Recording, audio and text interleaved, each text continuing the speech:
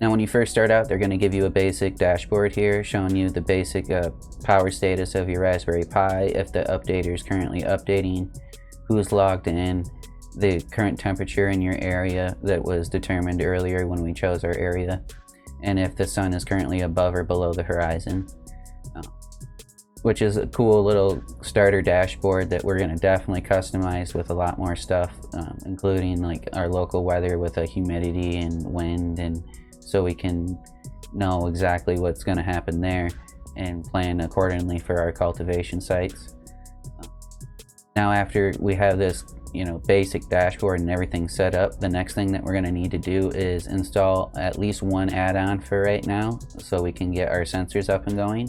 And the way we do that is by going to the supervisor tab and installing Esphome. Now I already have it installed once before, so it was in the list. What you're going to see is this here.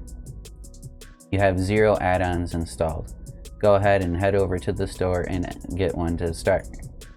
So what we're going to do is click on the add-on store and go to Esphome and click install.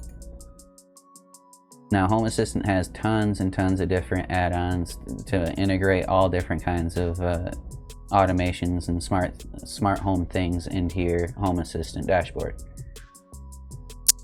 So many of them that there's like entire dedicated channels and videos going over different Home Assistant add-ons and how you can use them.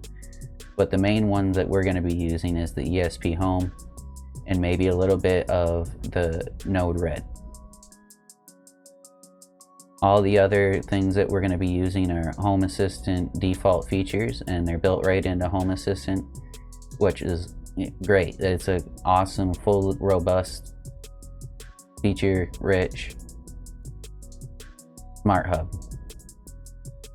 Esphome, on the other hand, is an ESP-based chip framework management system in which you can easily update all your ESP-based sensors over Wi-Fi, and it also sends back the information over the network not using MQTT, which is a little bit of an older protocol, and it's a little bit slower, so you get a little bit quicker data coming back from your sensors using Esphome.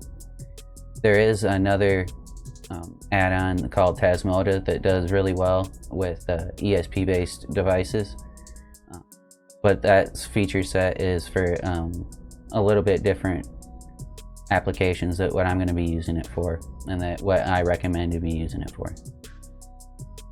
Now that that's done installing, what you're going to want to do is make sure you check Watchdog and Show in Sidebar so that we can see it in the sidebar and access it easily. And then the last thing you're going to want to do is hit Start. Now that the add-on is started, and you can see that it started by it's using a little bit more of the CPU, we can head over to Esphome and see that we have 0 nodes set up. Now that's okay. We're going to go ahead and set up a bunch of nodes, and to make those nodes, now I recommend getting these ESP32 chips. They're relatively cheap. They're $21 for 3 of them. It has all of the features we're looking for with Wi-Fi and Bluetooth, and if you're trying to follow along with this tutorial, these are the exact ones that I got, and they have the exact same pinouts that I'm using. Now that we have the different sensor boards that we're going to use, you're going to want to also pick up some sensors. Now I like to use these sensors. They're the AM2302 digital temperature and humidity sensors for Arduinos. They're nice because you can just plug and play these right into the 3 ESP32 boards that we got, and they're also not too expensive.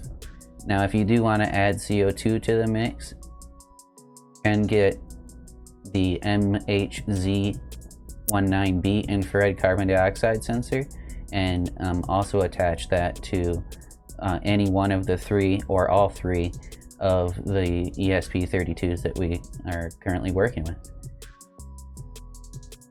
Now that we got sensor hardware out of the way, let's dive down, and I'll show you how I like to attach the different sensors to the ESP32s, and then we'll add a node to the Esphome.